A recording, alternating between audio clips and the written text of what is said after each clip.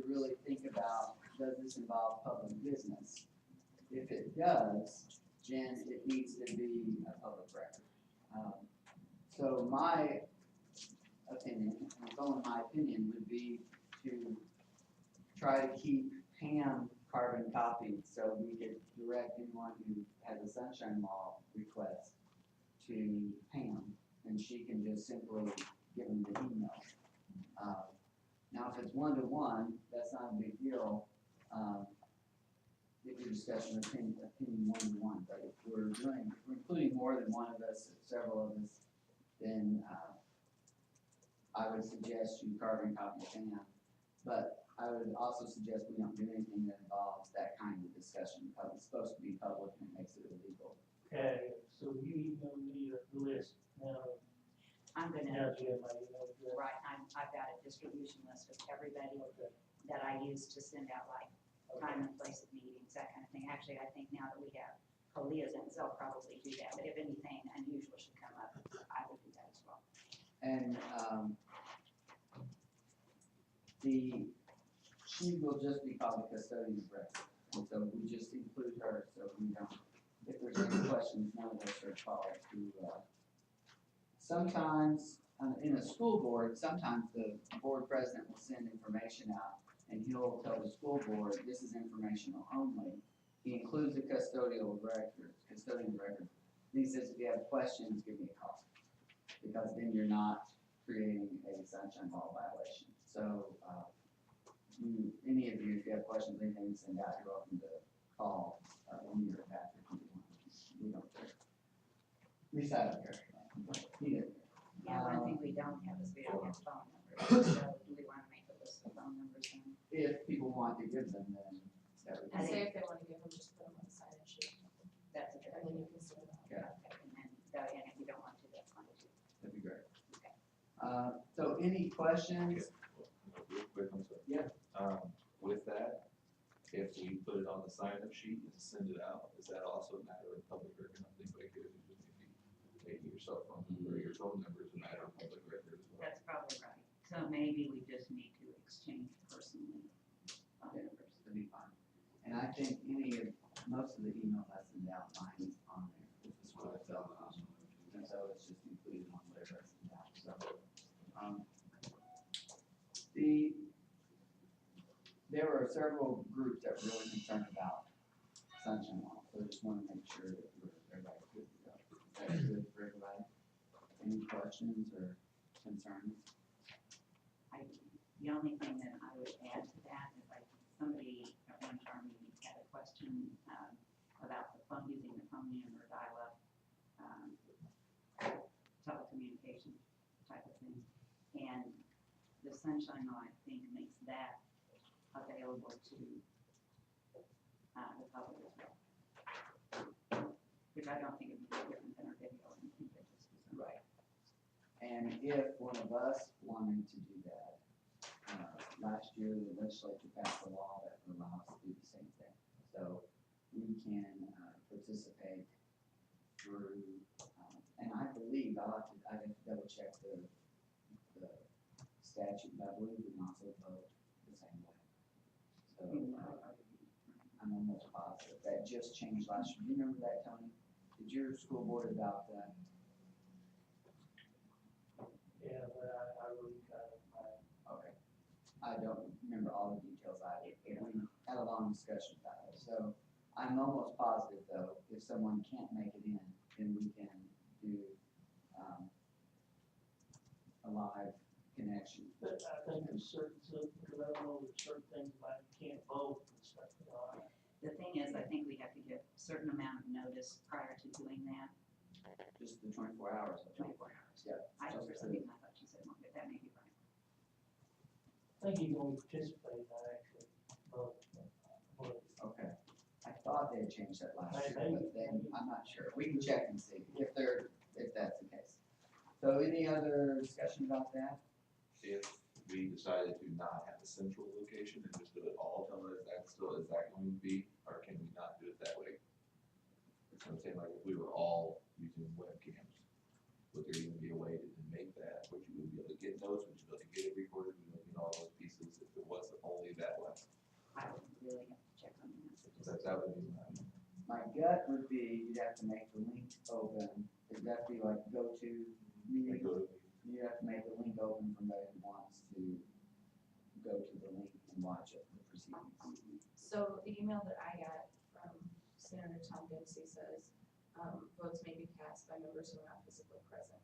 And then cites the statute under the, if they want to be in there in the public comments or not. Perfect. What's the statute? 610.015.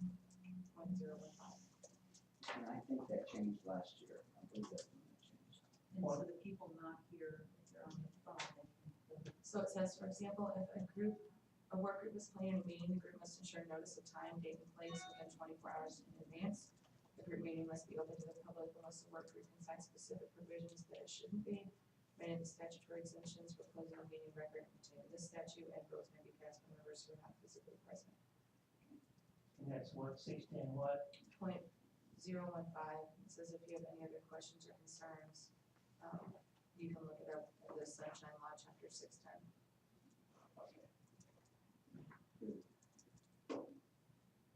Anything else? All right, if we look at House Bill 1490 just for a moment, we had a question about the process standards. Goals 1, 2, 3, and 4. So on the blue placement. And Tony, I don't mean to offend you if we all talk about these, we're calling these content standards. Okay, And this side, the goals. all right. The process standards. We're calling one of the two. Do you have one? There you go. I've got one right here. Okay. And do you have a copy of the bill? And you don't offend me, but also explain, I wasn't here last time because I didn't know. That I was told. I'm so sorry. No, I'm with the House Speaker. Point, and just notice and all that. Very good. Thank you. There were 3 or 4 of you who were in the same boat. So when I was talking to Malia Franklin, who's with Bessie, she was talking about, I was trying to get for certain, if it was cleared up, can we change the 4 goals that are in the back of the process list? And she said they are open for us to make recommendations if we want to make recommendations, but because there's 8 different groups working, there's no way to really revise or change this group because fine arts and health and PE aren't changing, which they use these. So since fine arts and health and PE aren't changing, that would mean these still need to be in place for because that's what they currently use. But if we look at House Bill 1490 just for a moment, if you start on line where it says 160.514, it's like the 4th line down. This is the original language of 160.514, and it hasn't been changed. So the actual part of the placemat that gives this as a document wasn't changed. So if you look at number 2, if you go down a few lines, look at line 8 where it says, you see the bracket? The bracket was the part that was taken out. So the bracket's the original language but was taken out. And then if you turn the page, the bold is the new language that was put in place.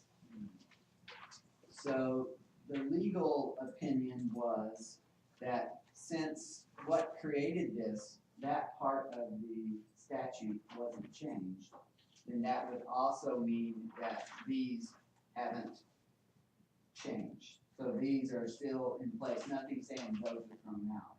So the recommendation is that we really look at the content standards, and if we decide that we need to, so one of the questions, 4.2 is in here about citizenry.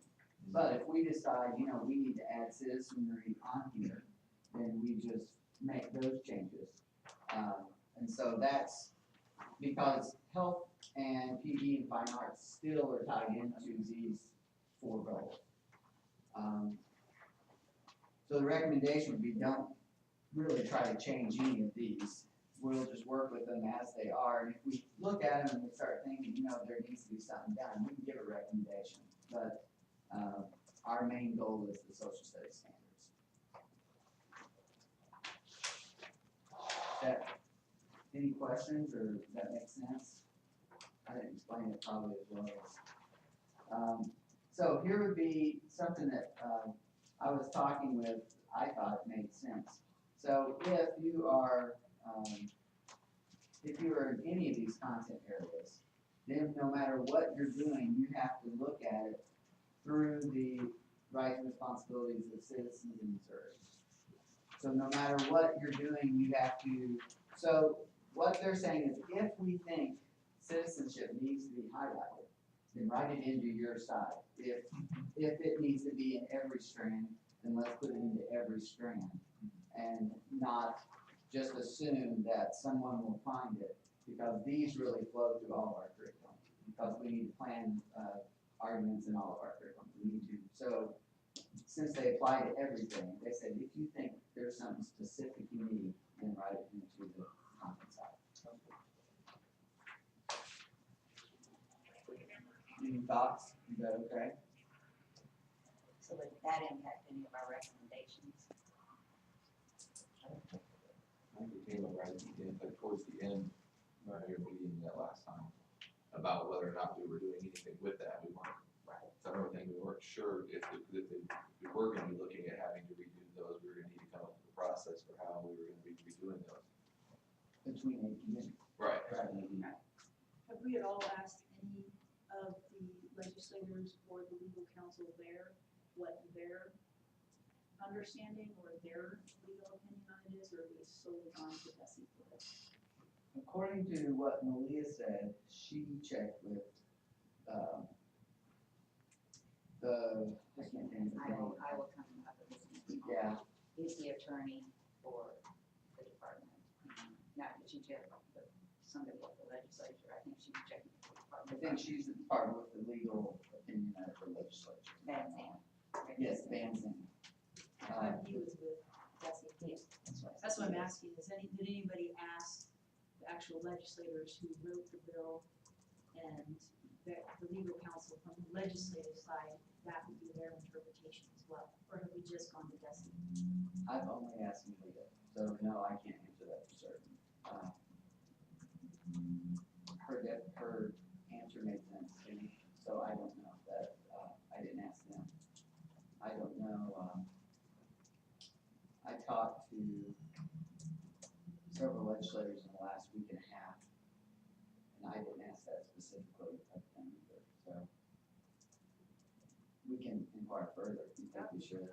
I would like for that, because it definitely doesn't seem less money to me anymore as to our purpose. I'm thinking that, we'll ask them, and tomorrow there's a meeting over there, at 9. And, some of the groups are going to the meeting. Some have chosen to send one person and just find out the information, because the information, some groups think what they're doing is as important inside the walls as it would be going over there and taking an hour out of your time to listen to somebody else and then come back over. So we can decide how we want to do that. I'm sorry, what was it gonna, who did you listen to? Tomorrow, someone from Emery's office, and maybe Emery himself, and someone from Kurt Barr's office, and someone from the Lieutenant Governor's office Okay, has a meeting over at the House, and they're just talking about their thoughts on the committee, and what we should be doing. They're clarifying goals, I think. And I think the reason they did it tomorrow is because today one of the ELA group's not meeting, the elementary ELA group, they're meeting tomorrow. Secondary is not this whole weekend, so. So I would say let's just move on these. And knowing that we need to involve, if we have some pieces we need to work in, then we can do that. And then we haven't wasted any time. If they tell us, no, we want you, somebody will have to clarify how they want 8 groups to work on the other side. And how it will change for health and PE, because we haven't been asked to change theirs, and that's a part of theirs. So I think that's a really valid point. So, any thoughts about that?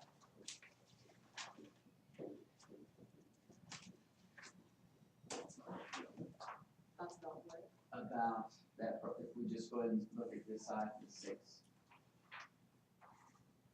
We certainly know that that's part of what we're gonna do, regardless of the other decisions, so why not Right, continue and with it? just move forward with that piece. So, Tony, our task that we had asked to do was to go through the first 2 strands in the leaves. And so you've not had time to do that because you haven't get an email. Right, no, Greg, would it be worth recapping what we did in terms of the work? Okay. and I hate to hold the whole group up. No, you're fine, It you're was fine. one of the things we discussed, we Okay. wanted to try to catch up anyone who joined us. Right, Well, I've seen some of the things, and that, Republican democracy's always like right, and we all discussed that last night Yeah. as well. So, get the wording right. that. Anything that's got a green dot is, we didn't make a decision, we just decided to come back with these two Okay. quandaries. All right, And the other ones are actually what's on the yellow sticky is written up there so everybody can see it. But Okay. The green ones are left up there because those are, we still don't know where we are. So our thought for today was to look through the expectation levels. The last time we were together, we looked through the standards level. So, so today our thought was to go from the standards to the actual expectations and see, so what's that mean as far as assessment goes? And so that's the general idea of the next 2 days. okay, But so what we did, we went through these first, we went through the 7 social studies standards. And we will use the same protocol we used at that time, but we were talking about, so what is missing, what needs to be added? Is there a piece that needs to be changed in some way? How can we make them better? And so part of our ending conversation was, well, the document says in 2 different places. One, it says republic, and then it says constitutional democracy. So which should we have on there? And we need to keep the same thing as the 6 through 12 social studies committee. And so that is, they are very much, they have the same conversation. And Alden, you said it was a democratic republic, right? Yeah, I think most political scientists would argue that. Call it a democratic republic. You can call it that, yeah. But it's also a constitutional democracy. But most, If we want to refer to, I did send out from the American Dictionary of Politics, whatever it's called, a section where there are just basically definitions of the different ways you can describe the government in the United States or any government around the world.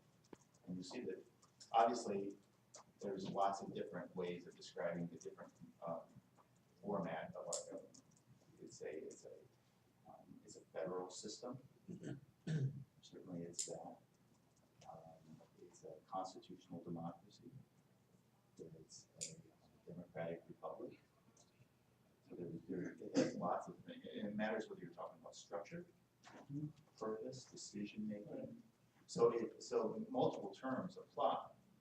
I think it's generally accepted among political scientists at least, that multiple terms can apply. It matters what part of the U.S. government you're talking about, or the system of government we have.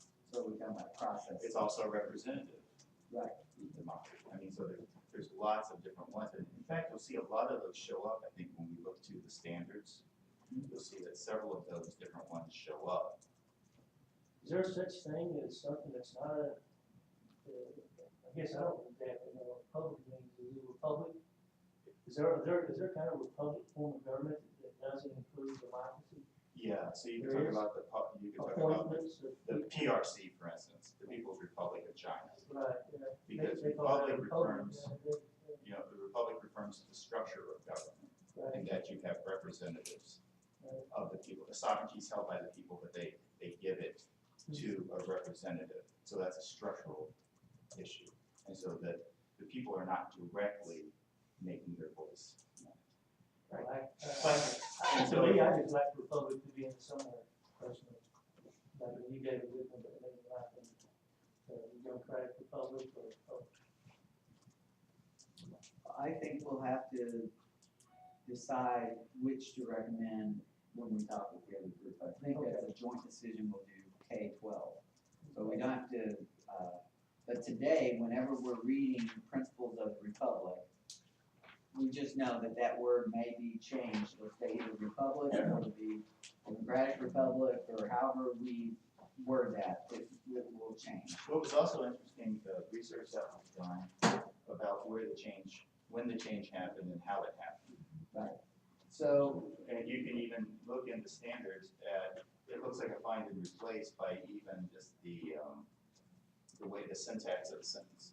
yeah, it was find and replace. I talked to Sharon, Elway, and Sharon is the one who, she was asked by one of the legislatures, it may have been Emory, I'm not 100% sure, I think it was Emory's office a couple years ago, to replace the language from constitutional democracy to republic. And he said either replace it or he was going to create a bill to replace it. And so at that point, Sharon's office talked with the commissioner, and together they decided it's not worth having a bill written. If they want to change, we can just change it, not a big deal.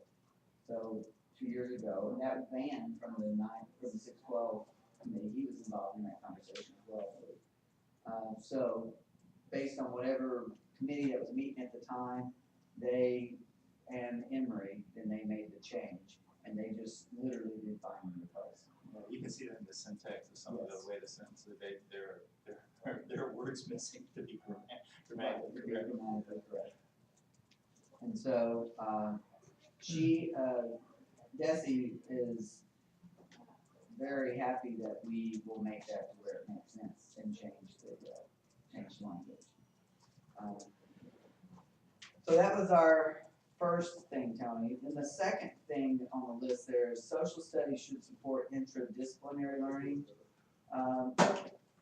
So should these be written in a way that we're not talking about everything siloed, because social studies fits together? So should we be talking about economics apart from history, apart from the way the government system works? So should everything be siloed, or should we try to write these in a way or so that things fit together, the way we teach it?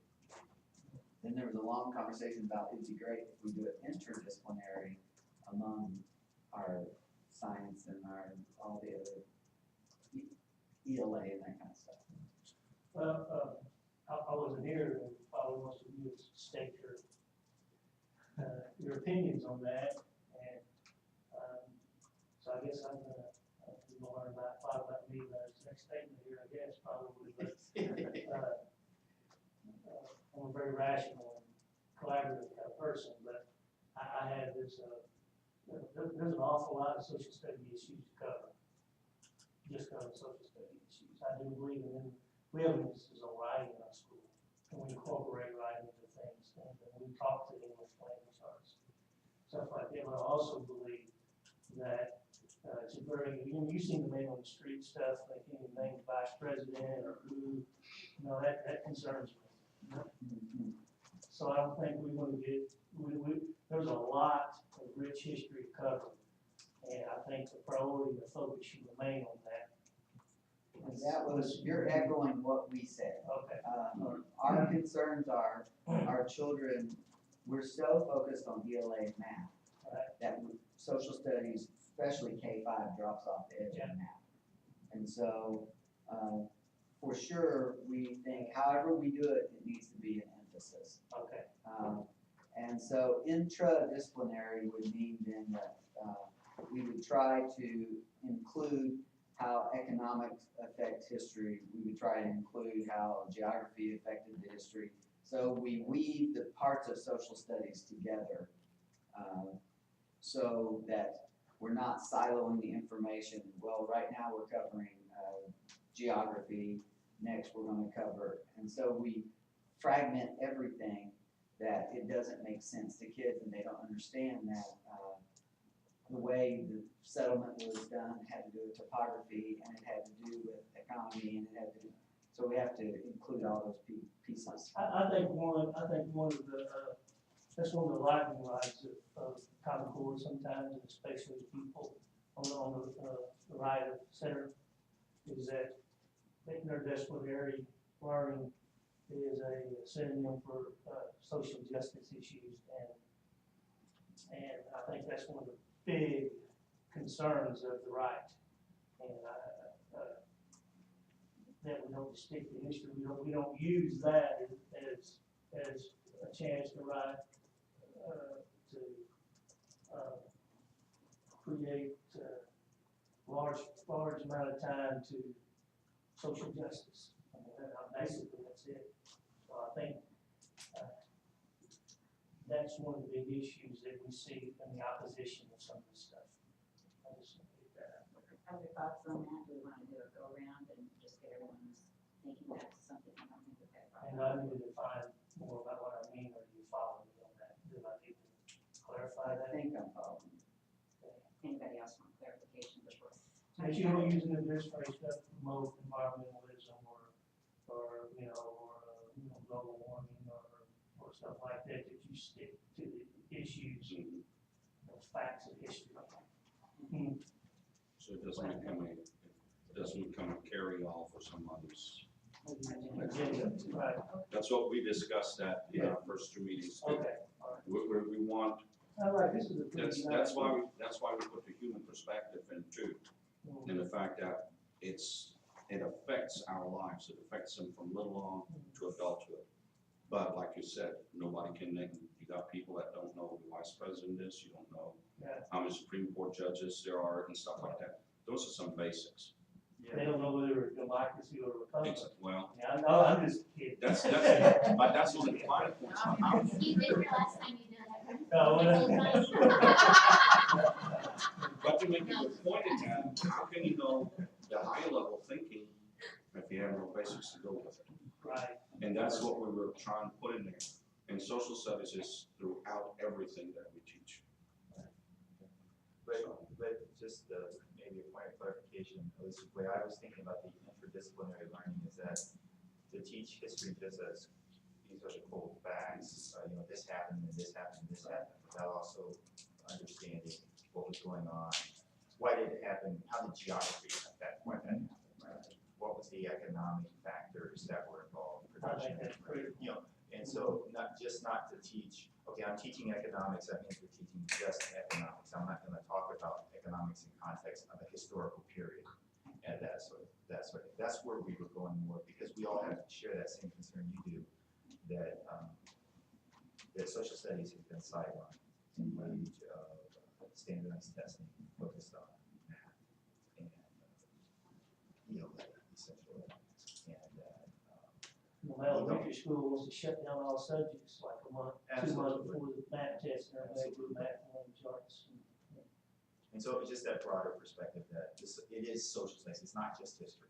You're not just a history teacher. You're not just an economics teacher. You're not just a geography teacher. You're a social studies teacher. And that means it's a complex world where you see how these factors all interact with each other and they have impact and are impacted by human beings. Okay. And Did I say that No, that's properly? perfect. I love the word used in context. Yeah. Because we take things out of context. And Yeah. that's good.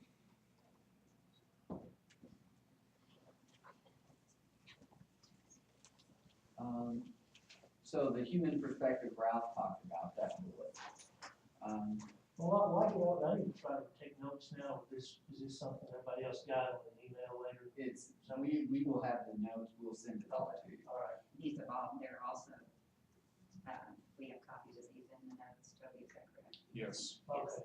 There are copies, and we just put them back up thinking we might want to have them where everybody can see them for reference. But that's what we didn't want you to, I'm sorry we didn't get the emails, but. Not your fault. We definitely want you to be where you can review any of that. Anybody else want to say anything about the human perspective? That will work? I mean, from my perspective, it's, as you read the current standards, they kind of read like we're just churning out information. And from a child development perspective, we want to make it relevant to a child. That social studies isn't just memorizing this stuff and taking a test on it, but to actually be able to think about the content in a way that relates to the child. That's really important because that provides relevance. And so, for the example I like to use is we're talking about geography. It's not just memorizing the capitals, it's understanding how geography affects human beings and how human beings affect geography. You know, we dig canals that divert rivers so that we can move in transportation. We build highways. But then, weather patterns affect us. Where you live determines what kind of clothes you wear.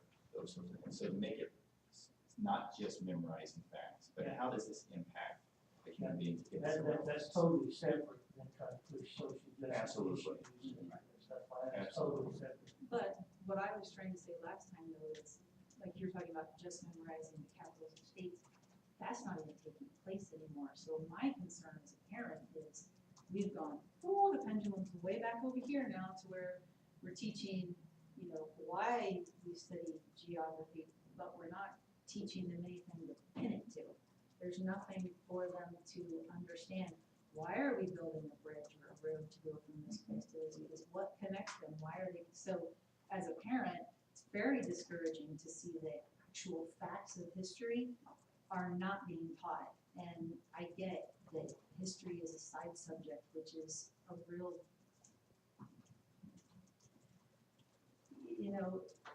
for the type of a country as a republic that we are, that's a bad thing because it leads to the very things you're talking about, agendas and social justice and, people jumping on board a bandwagon rather than pinning what they believe to a detail.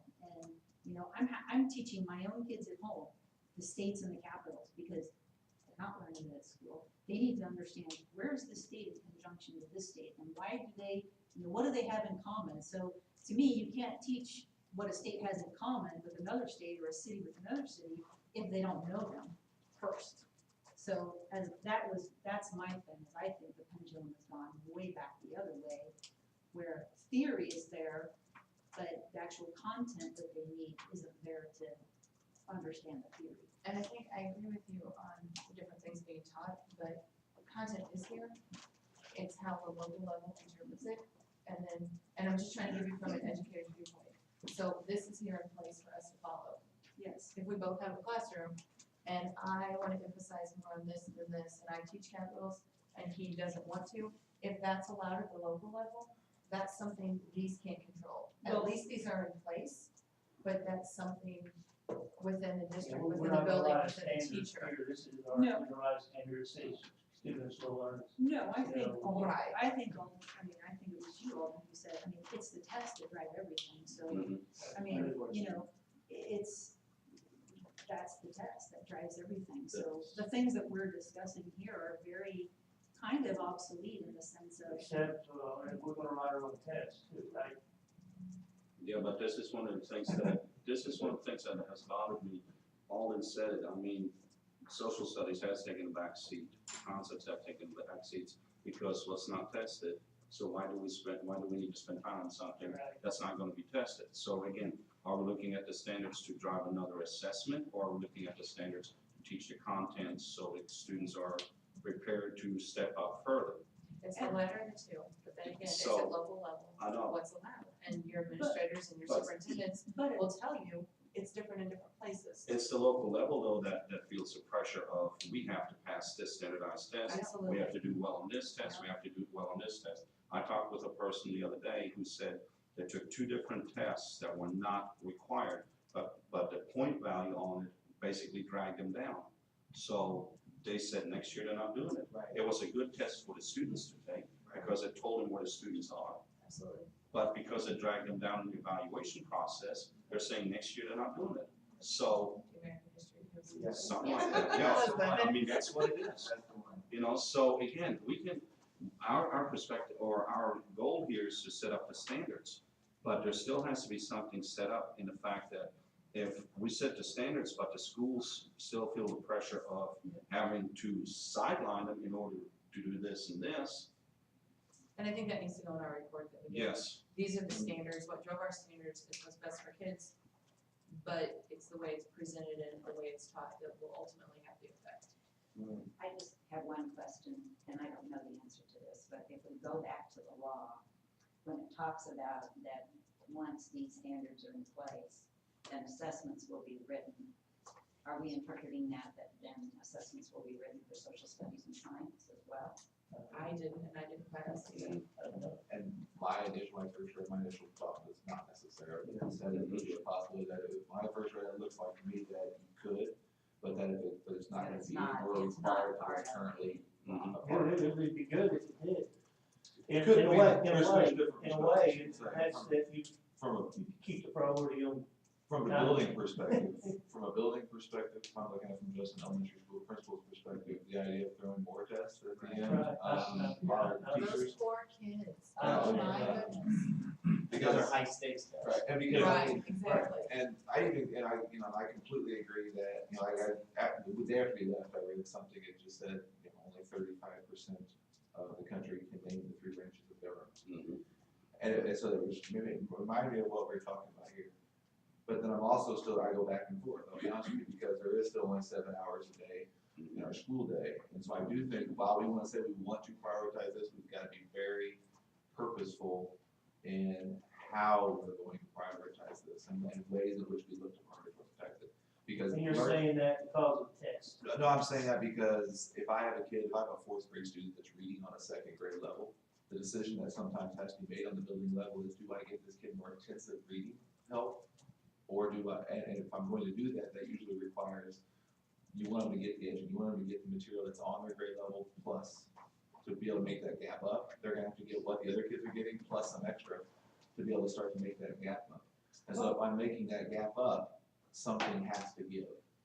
And so we do have to, and that's the decision, those are decisions that are made in most buildings on a daily basis, because you've got to figure out, what do we want those kids, what is that skill? And so as I'm looking at a lot of the stuff that we're talking about, the learning, and a lot of pieces that we're talking about, my question is, how are kids accessing this information? Some of it they're being taught visually, and some of the teachers are directly teaching, but others are going to be, especially upper, from K through 2, they may be learning to read, and then from then on, we expect kids to read and learn.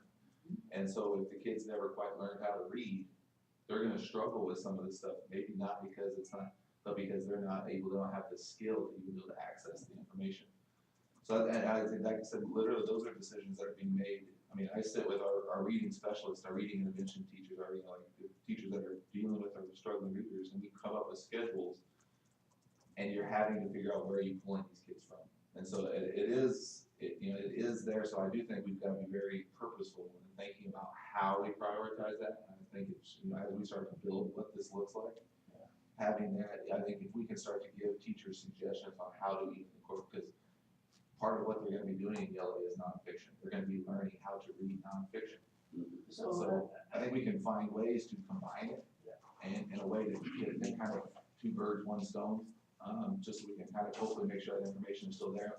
And we can't sit here and say the teacher has to teach it this way because of local control, so we're not writing a curriculum, but we can say we can give some of those suggested spots eventually or something like that. I think that's a good point, and that leads me to a question. This is the standard for K through 8, this is the K through 6 community. K-5. K-5, yeah, so So is there who's doing the the 612 committee. 612. committee. Yeah, okay. It's hard for me, I'm a secondary person, and that's where I thought I was gonna replace. I've got to change my thoughts, matter a little bit, because some of the things that I'm talking about now are really secondary issues, but I can switch gears.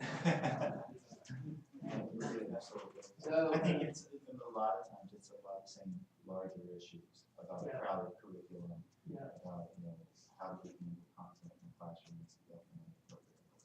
but I agree with Tanya in the fact that sometimes we get so process oriented that we forget that we have to teach specific content and hold kids aside. There's still, even the Common Core says you should memorize certain things. Some people are talking about, well, we're throwing out memorization, but you can't throw out memorization. You have to have a basis for kids to learn. And then it's up to the local schools to decide, does that mean we're gonna learn, I think I used the example of presidents in order, or we're gonna learn states and capitals, or does it, some districts have gone, if you can Google it, we don't make you learn it.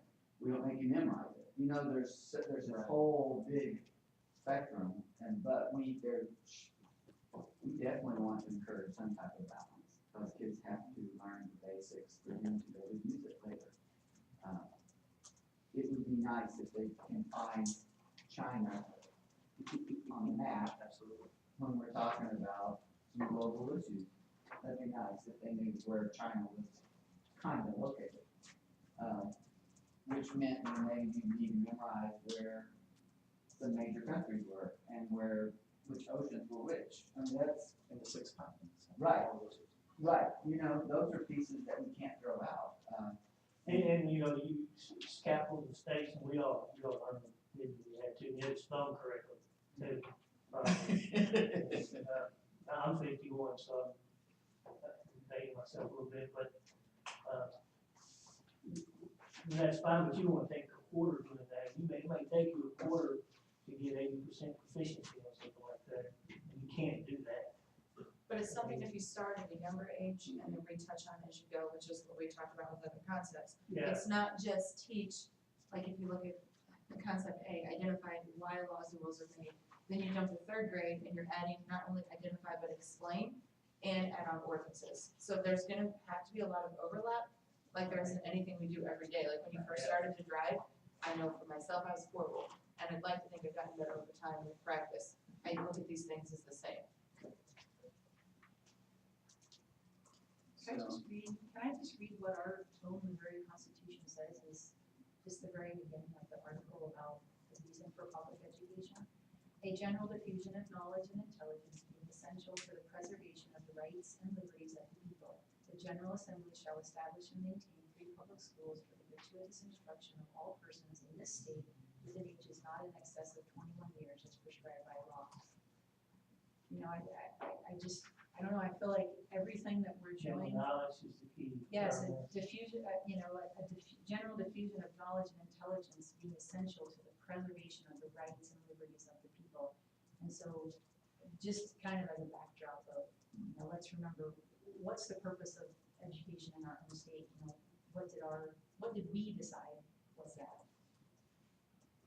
The other piece with it, I think the words general knowledge are so general, that's where a lot of this is that you're trying to figure out what we want to determine as general knowledge. Partly because I'm going back and looking down to the video. We watched the video, did you know, or last time we heard something about it, went through like how much information there is now available that probably wasn't even available when they wrote the Constitution. So the amount of what general knowledge looks like now, you have to determine what that, and that's what part of what we're actually doing, is trying to determine what are we talking about when we say general knowledge. And that's exactly the conversation we're having.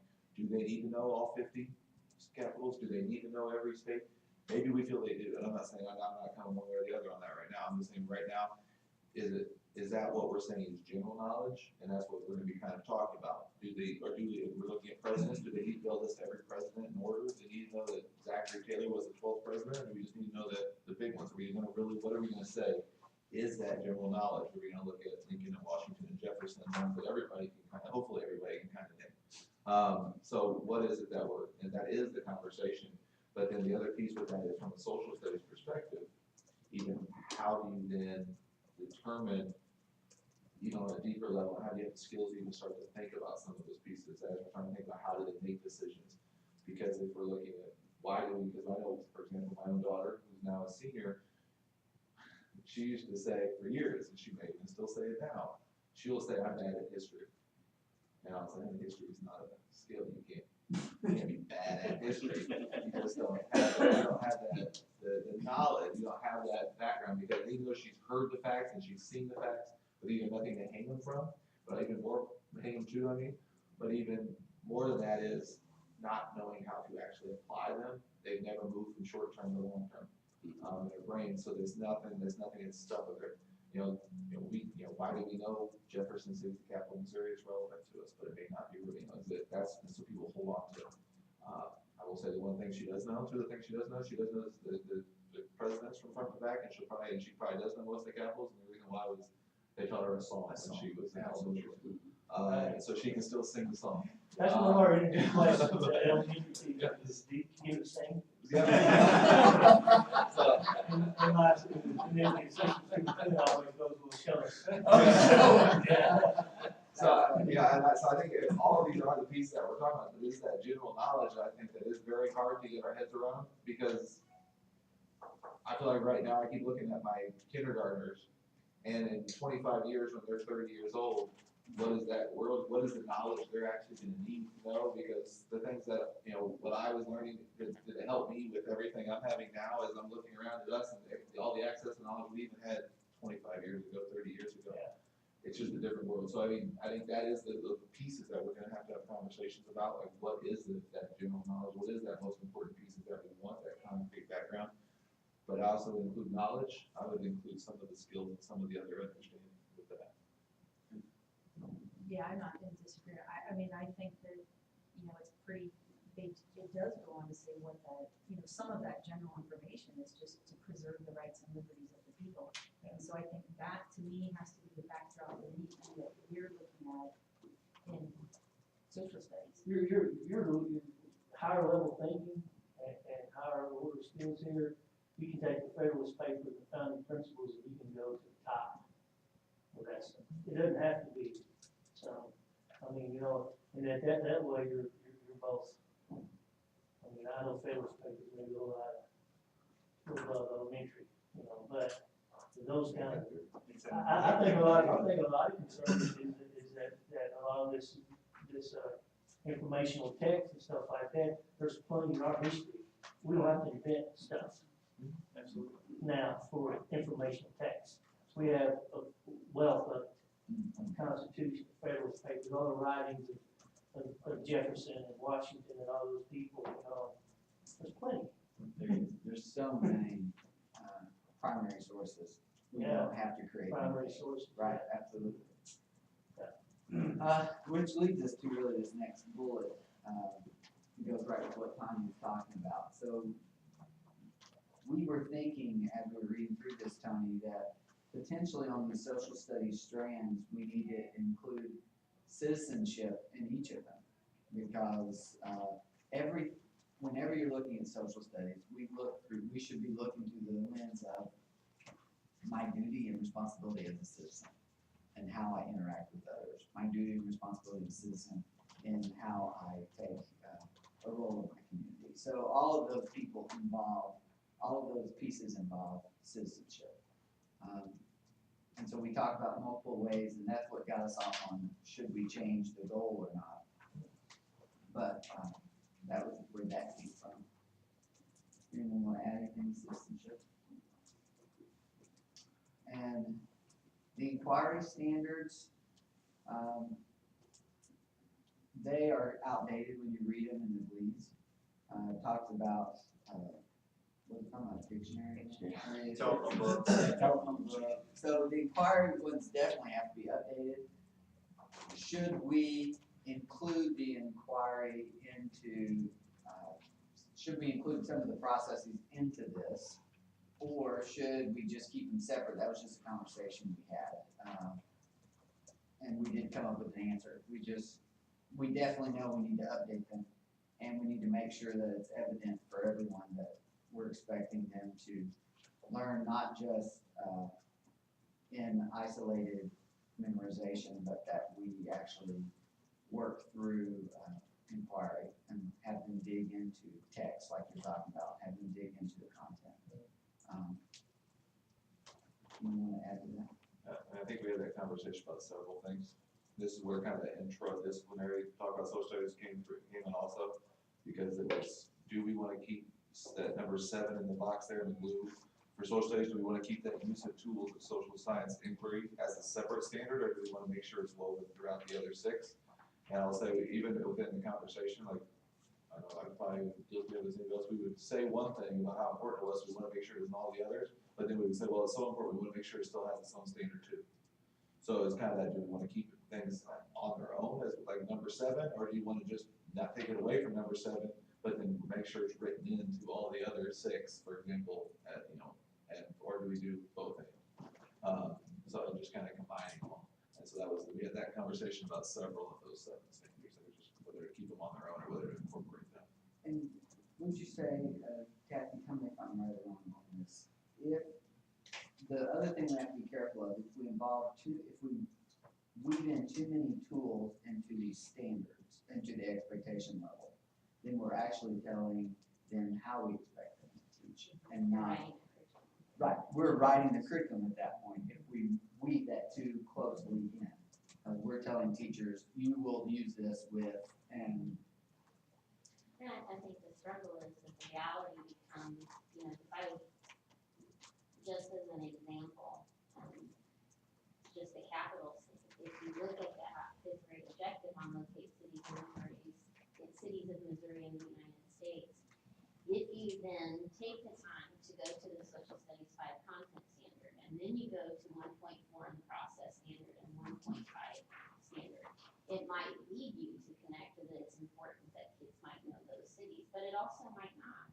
But I think in reality, unless you really spend the time, which is not always realistic, to plan out in that way and go from this document to this document to this document to this document, because these are just codes. It might as well be a triangle there right, for a teacher sometimes.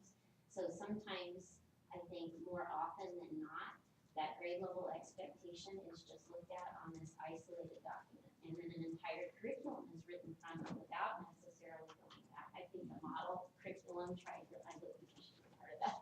I'm sorry, not supposed to, but I think that was a group of people that sought to look all of those places and to take that time to do that. But I think it's really, I think it's a difficult process to keep separate.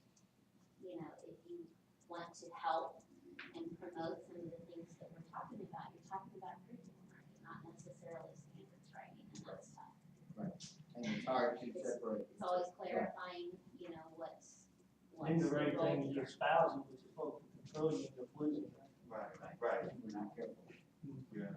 I think the only other thing I'd be curious to hear what everyone feels about. My sense was though that at least I left feeling that we all thought that keeping some form of the inquiry standard was important for social studies. That it's not just the content, but also the skills that go along with being able to interpret the content, being able to make decisions about fact versus opinion, the processes that we were talking about, primary sources versus secondary sources, that those were all important. Is that that we all felt that was still kind of an important aspect of teaching social studies? So that's also, but that they need updated. And that there are some groups that, you know, we really need to update them. If we're thinking about the 21st century, there are more things to add to Bloom's taxonomy.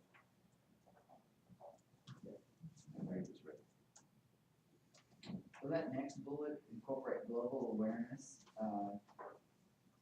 The term global awareness for someone who's a right-wing wagger like I am at times, the term itself kind of Coach you, huh? right. Yeah. And when we used it with the 6 through 12, I was looking for something to hide behind because they were pretty angry. So, but that's just to tell us in our group that everything that we're doing is in the context of the world. So when we're teaching history, it's in the context of the world. When we're teaching geography, I mean, it's all, the world is flat anymore.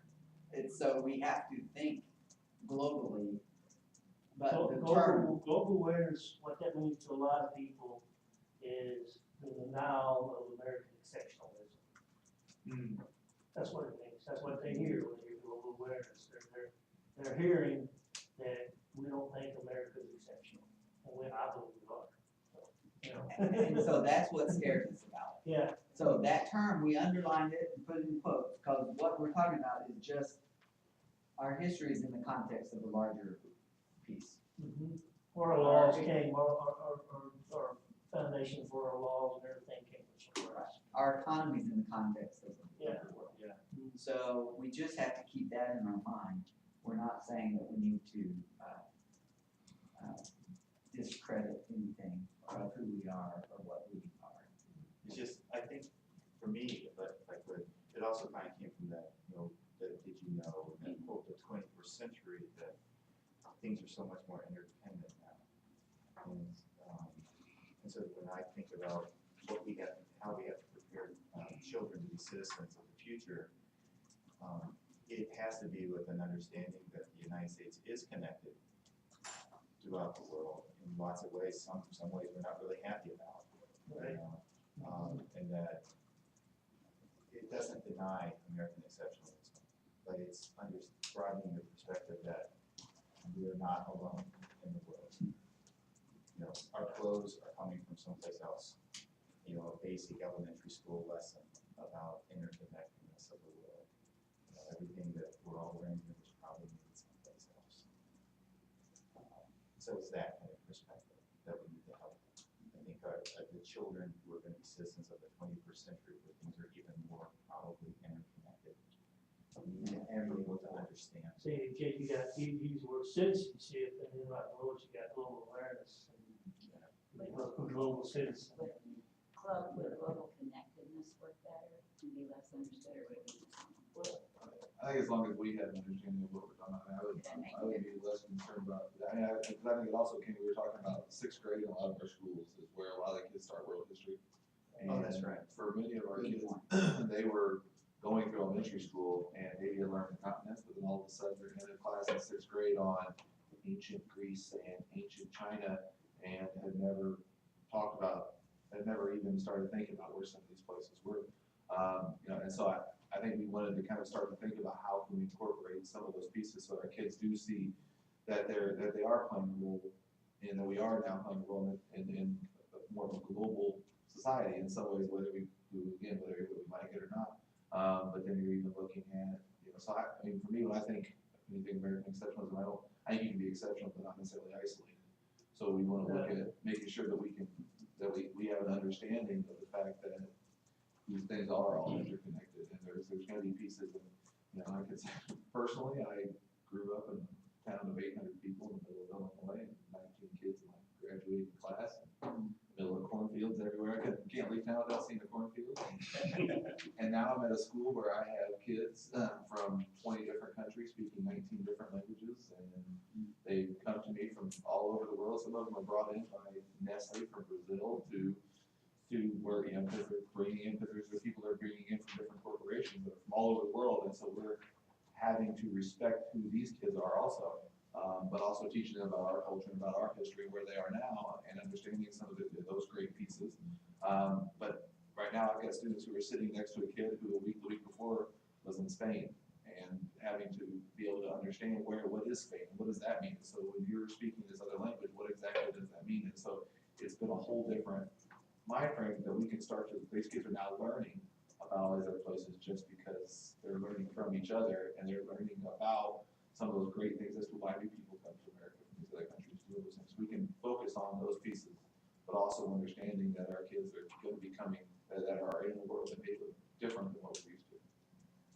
So you're right, Yes, sir. Wild horse, that's not in Eureka, there's stuff.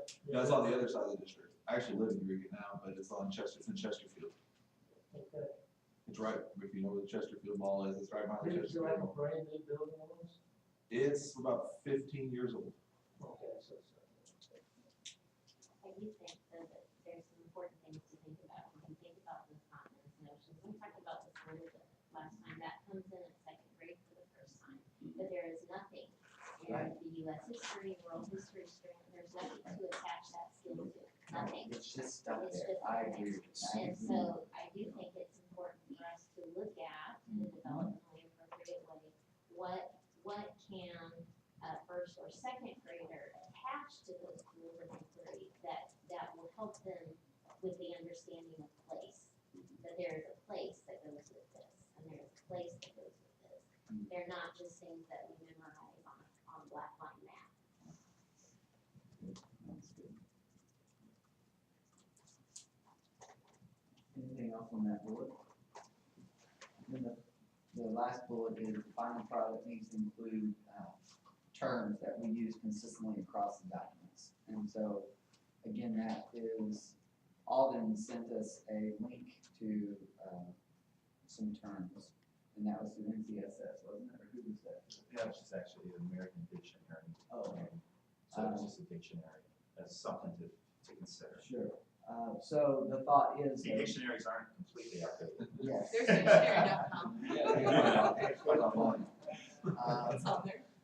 So we need to make sure that the secondary committee and we are using the same language. But if that language is located anywhere else on any of the other documents, they need to be consistent. And so that was what that was about. And that perfect example is the Republic. On the blue sheet, number 1 says principles expressed in documents shaping constitutional democracy. But then in their other documents, it says principles, it says the principles of the Republic. And so it's just that on one document it says one thing, on the other document it says something else. So just we want to make it's sure the we're same. using the same language. Okay, that kind of covers what we talked about last time. And it's 11:20 already. We want to go into lunch then before we start. We're gonna work through lunch today. We are, we So are. it's just work. We go grab our lunch. About to get grab our lunch and come back and then start. Before we grab lunch, can we just talk to the norms? We didn't talk to the norms. But just so we're abiding by them, but let's talk through them. Whatever technology you use, be respectful as far as turning things down. And our work is transparent, and so we want to make sure it's shared among everyone. And we've already talked about email, but just make sure that what we're doing is together as a group. And we didn't talk about it today, but and we haven't had a problem today, but the sidebar conversations behind us, since this is a transparent working group, that shouldn't be going on, which it hasn't, so thank you very much. The breaks, if you need to go, hydrate and dehydrate, do that on your own, but we will take specific breaks. That we have a positive intent.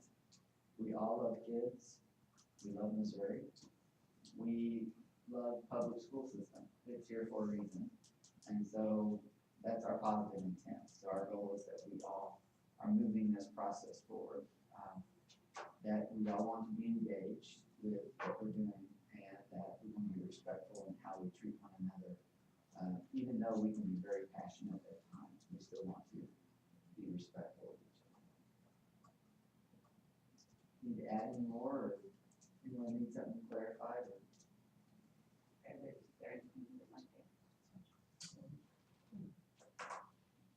We kind of had decided we were gonna start on time-ish. Except like today when it's raining and the storms obviously bad. And we didn't know the right word number. So, other than that, yes.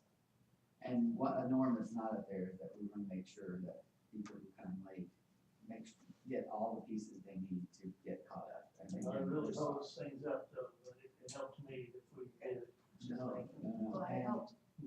I actually like it because it helps to remind all of us that we've all gone through our lives, our busy lives, and things that we had to do, and kind of reaffirm. And so we have for sure, we have one more person, JJ Leak, who is from my part of Missouri, down in the southwestern portion. And she will be she could not make it this time, and she could not make it last time. The last time when she was emailed, it went to her junk folder, she didn't find it till, later anyway. So she and I have talked a couple of times, and she's, very anxious to join. She's a grandmother, with kids in the public school system, and, very passionate about what she, believes. So, she'll be a great addition to, our working group. We have a name, Pam Spoon, that has shown up on our list. Spooner. I wrote it. I think it's Spooner. It's either Spooner, Spoons, or Spoon, and I will look it up here in a minute, so we know exactly what it It is. says spoons on the sheet. Spoons? Spoons, Oh, okay. but it could be wrong because Tony was telling me. Maybe it's Simon Spoon. Because I think on the page where it lists all the members, it's on Jesse's website where it lists all the work groups, I'm pretty sure I thought it said Spooner in there. It says Spooner. Yeah. Spooner. Is Let's change, I'll change. I don't know who it. did that. I actually know Pam Spoon. You know Pam Spoon? Yeah.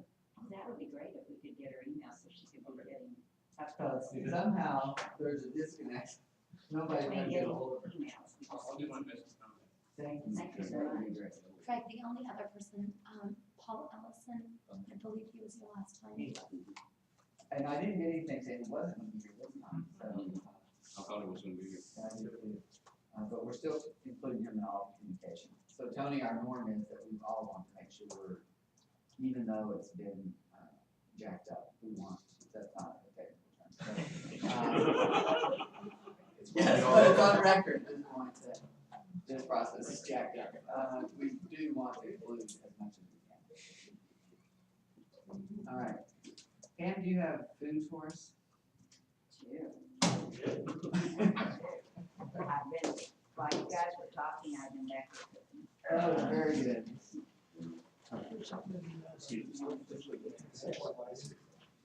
Funding for transportation. Okay. Craig, I got your point, Jack. Okay. All right, came up with jacked up. I was worried about Plus, this there are- one. That was fine. It's fine.